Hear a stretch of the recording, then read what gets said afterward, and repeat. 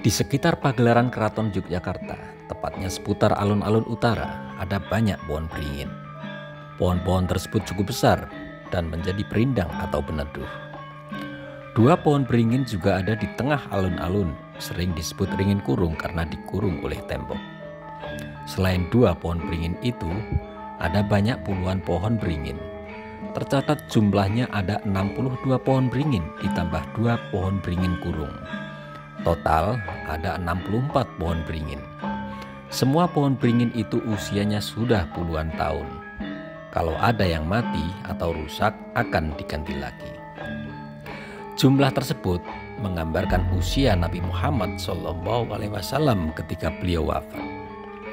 Kawasan alun-alun utara sebagai ruang publik menjadi salah satu kesatuan dengan pagelaran keraton hingga ke arah utara Tugu Yogya dan Gunung Merapi. Dulu, selain untuk acara gunungan Grebek, alun-alun menjadi arena latihan prajurit. Latihan dilakukan tiap hari Sabtu. Oleh sebab itu kemudian ada istilah setonan, yakni para prajurit keraton melakukan latihan atau gladen. Pohon beringin memiliki posisi istimewa bagi Kesultanan Yogyakarta. Sebagai tanaman kerajaan, pohon beringin yang besar dan rimbun melambangkan pengayoman raja kepada rakyatnya. Ada puluhan pohon beringin yang ditanam di kawasan Keraton Yogyakarta. Beberapa di antaranya bahkan memiliki nama. Di tengah alun-alun utara misalnya, ditanam sepasang pohon beringin. Karena diberi pagar berbentuk persegi, keduanya juga disebut dengan ringin kurung yang berarti beringin yang dikurung. Keberadaan sepasang ringin kurung ini tepat di tengah alun-alun dan mengapit sumbu filosofi, yakni garis imajiner yang membujur antara utara dan selatan, menjadi poros bagi tata ruang Keraton Yogyakarta.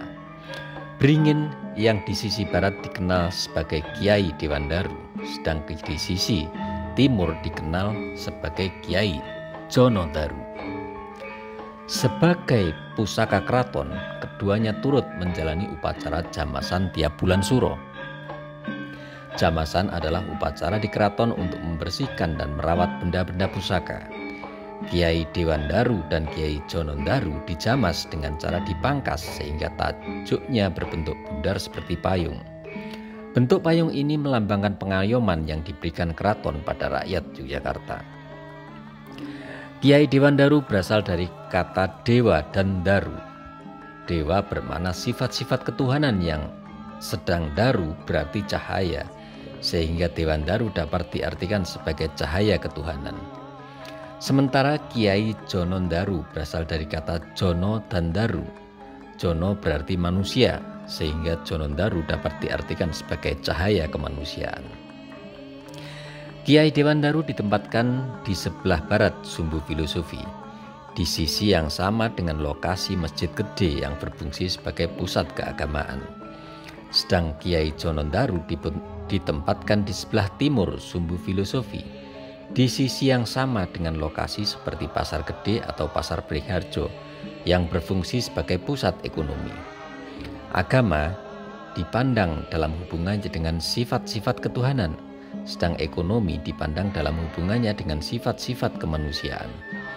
Keseimbangan dan keserasian hubungan di antara keduanya merupakan konsep manunggaling kawula Gusti, yaitu persatuan antara raja dan rakyat serta kedekatan hubungan antara manusia dan Tuhan. Konon bibit Dewandaru berasal dari Mojopahit, sedang bibit Kiai Jonodaru berasal dari Pajajaran. Garis keturunan ini terus dijaga tiap kali ada pohon yang rubuh atau mati. Kiai Dewandaru pernah diganti pada tahun 1988 saat beringin tersebut rubuh menjelang wafatnya Sri Sultan Hamengkubuwono IX. Kiai Jonodaru pernah terbakar dan ditanam kembali karena tersambar petir tahun 1961. Sebelumnya, Kiai Jonodaru juga pernah diganti pada tahun 1926. Peristiwa rubuh dan digantinya Kiai Jonodaru pada tahun 1926 tersebut dikisahkan cukup rinci pada Selat Salokapatra. Kiai Jonodaru yang sudah sakit selama sekitar 2 tahun akhirnya rubuh. Seluruh bagian pohon yang rubuh kemudian dikubur tidak jauh dari tempat semula. Kiai Jonondaru kemudian diganti bibit baru yang berasal dari cangkokannya sendiri. Bibit baru tersebut kemudian ditanam kembali di tempat dahulu Kiai Jonondaru tumbuh. Penanaman bibit tersebut dilakukan dalam sebuah upacara yang dipimpin oleh Patih Danurjo ke-7 dan diiringi doa-doa oleh abdi dalem Punokawan Kaji. Saat ini Kiai Jonondaru lebih dikenal dengan nama Kiai Joyondaru. Ada juga menyebutnya Kiai Wijoyondaru. Begitupun Kiai Dewandaru. Ia juga dikenal dengan nama lain yaitu Kiai Dewotondaru. Walaupun demikian, nama-nama ini semua memiliki makna yang sama. Satu mewakili sifat-sifat Tuhan, satu lagi mewakili sifat-sifat manusia. Selain Kiai Dewandaru dan Kiai Jonondaru, terdapat banyak pohon beringin lain di alun-alun utara. Pohon-pohon itu ditanam berkeliling menjadi batas luar dari alun-alun. Jumlahnya sebanyak 62 buah bersama Kiai Dewandaru dan Kiai Jonondaru, total terdapat 64 beringin. Jumlah yang sama dengan usia Nabi Muhammad SAW jika dihitung berdasarkan penanggalan Jawa. 4 di antara pohon beringin yang mengelilingi alun-alun ini juga memiliki nama. 2 di utara mengapit Jalan Panguraan, 2 di sisi selatan di depan Bangsal Pagelaran. Terdapat beberapa versi dari nama keempat pohon beringin tersebut. Saat ini, 2 pohon yang mengapit Jalan Pangurakan dikenal dengan nama Kiai Wok dan Kiai Jenggot. Kiai Wok berada di sisi barat. Namanya berasal dari kata brewok yang berarti rambut yang tumbuh di dagu dan pipi belakang. Kiai Jenggot berada di sisi timur. Namanya berarti rambut yang tumbuh di jenggot. 2 pohon yang berada di depan Bangsal Pagelaran dikenal dengan Agung, kadang hanya disebut Gung, dan Binatur. Agung yang berada di sisi timur melambangkan priyayi atau penguasa. Binatur yang berada di sisi barat melambangkan kawulo atau rakyat. Pada serat Salokapatra yang ditulis sekitar awal abad ke-20, 2 pohon yang mengapit Jalan Pangurakan disebut Kiai Godek dan Kiai Simbarjaya. Kiai Godek berada di sisi barat dan Kiai Simbarjaya berada di sisi timur. Sedang 2 pohon yang berada di depan Bangsal Pagelaran disebut Kiai Jebres dan Kiai Wok. Kiai Jebres berada di sisi barat dan Kiai Wok berada di sisi timur. Jika ditilik dari arti namanya, maka keempat pohon itu mewakili rambut-rambut yang tumbuh di tubuh. Godek atau cambang adalah rambut yang tumbuh di pipi dekat telinga. Simbarjaja adalah rambut yang tumbuh di dada. Jebres atau kumis adalah rambut yang tumbuh di atas mulut. Dan wok atau priwok adalah rambut yang tumbuh di dagu atau pipi belakang. Beringin di alun-alun selatan. Pohon beringin juga terdapat ditemui di alun-alun selatan Yogyakarta. Ada 2 pohon beringin yang ditanam dan diberi pagar, dan penempatannya yang sama seperti di alun-alun utara. Kedua pohon beringin ini dinamakan supit urang. Selain kedua pohon beringin di tengah, terdapat sepasang beringin lain yang mengapit jalan menuju Plengkung Nirbaya atau Plengkung Gading. Sepasang beringin itu disebut Kiai Wok. Ada satu lagi pohon beringin di area alun-alun selatan, tumbuh di depan kandang gajah.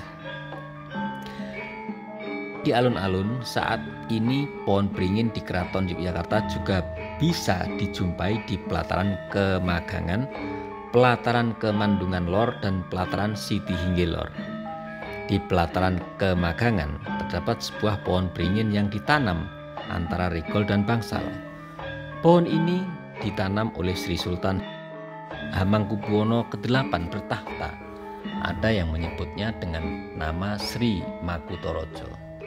Sementara di pelataran Kamandungan Lor di sisi barat Bangsal juga terdapat sebatang pohon beringin jenis preh. Arti pohon beringin bagi Keraton Yogyakarta.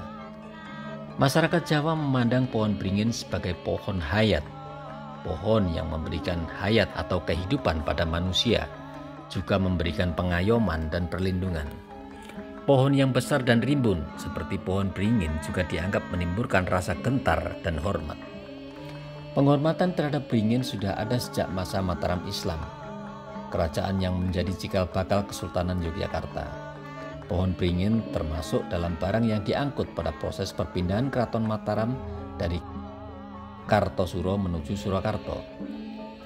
Rombongan pengangkut yang membawa 4 buah pohon beringin pusaka berjalan di depan, diikuti oleh rombongan pengangkut lain.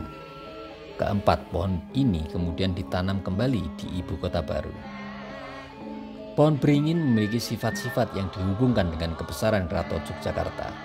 Ukurannya besar, tumbuh di segala musim, berumur panjang dan akar-akarnya dalam dan kuat mencengkeram tanah. Memiliki kemampuan mengikat air dengan baik. Daun-daunnya kecil, rimbun, memberikan keteduhan dan pasokan oksigen dalam jumlah besar, memberi rasa aman bagi yang berteduh di bawahnya. Tradisi masangin sendiri sudah ada sejak zaman dulu saat Kesultanan Yogyakarta masih berjaya.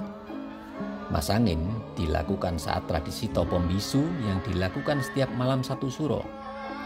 Tradisi Topom Bisu dilakukan oleh para prajurit dan abdi dalam dengan mengelilingi benteng tanpa mengucap satu kata pun. Para prajurit dan abdi dalam dengan mengenakan pakaian lengkap adat Jawa berbaris rapi. Mereka memulai ritual Topom Bisu dari halaman keraton menuju pelataran alun-alun, lalu melewati kedua beringin kembar tersebut. Hal tersebut diyakini untuk mencari berkah dan meminta perlindungan dari serangan musuh. Dari situlah mitos masangin berkembang. Jika kita dapat melintasi 2 pohon beringin dengan mata tertutup, maka semua apa yang kita inginkan akan terkabul. Selain itu, area alun-alun kidul yang cukup lapang juga digunakan sebagai pusat latihan dan kegiatan para prajurit keraton. Para prajurit biasanya mengasah konsentrasi dengan berjalan di tengah di antara 2 beringin kembar. Mitos ini semakin kuat dengan adanya kepercayaan bahwa di tengah pohon tersebut terdapat jimat tolak balak untuk mengusir musuh. Konon, ketika tentara musuh melewati tengah pohon itu, maka kekuatan mereka pun langsung sirna. Karena itulah muncul juga kepercayaan, siapapun yang berhasil menyeberangi kedua beringin tersebut, ia mampu menolak bahaya.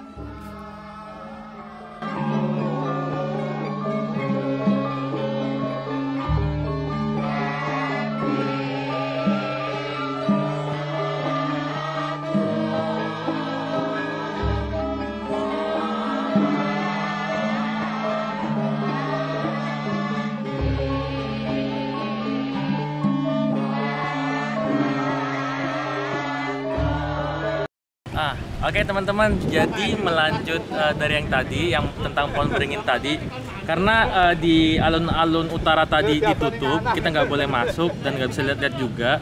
Jadi kita pindah ke area yang kedua, yaitu di alun-alun area selatan. Dan di sini ini sangat terkenal banget pohon beringinnya, yang dimana orang-orang selalu melakukan ritual masangin. Jadi masuk di antara 2 pohon beringin ini. Jadi konon katanya menurut kepercayaan orang-orang, kalau misalkan kita menutup mata terus melewati kedua pohon ini, keinginan kita bakal terkabul. Nah, dan seperti yang kita tahu, beberapa orang kayak pakai tutup mata atau ditutup pakai tangan, sebenarnya nggak perlu teman-teman. Kita cuma perlu memejamkan mata saja dan melewati pohon ini udah cukup bisa gitu. Jadi nggak perlu pakai tutup mata atau kain segala macam, cukup memejamkan mata saja, terus kita berjalan di tengah-tengah, melewatinya, keinginan kita bakal terkabul. Nah, oke teman-teman, jadi daripada penasaran, mending kita langsung coba aja. Aku nggak bakal pakai tutup mata atau pakai tangan. Aku hanya cukup memejamkan mata saja. Terus kita bakal jalan ke sana dan kita tutup mata pokoknya. Kita nggak usah pakai kain atau tangan. Kita cuma memejamkan mata saja dan kita berjalan. Yuk kita coba yuk. Kita mulai ya. Oke.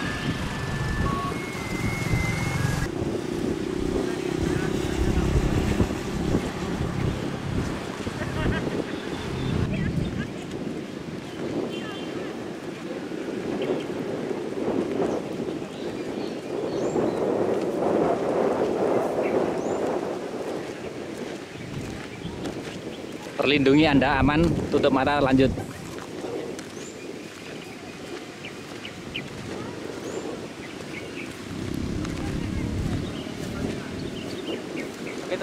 saya berjalan sambil memejamkan mata ya, dan sebenarnya yang bikin takut itu saya takut nabrak orang atau takut nabrak apapun gitu loh.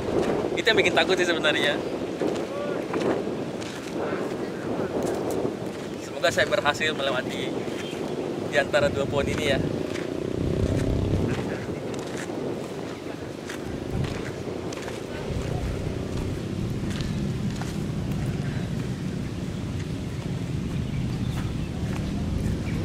Aman terus. Aman, oke. Sebenarnya yang saya takutin takut nabrak sih teman-teman. Deg-degan juga, kita jalan nggak lihat apa-apa soalnya.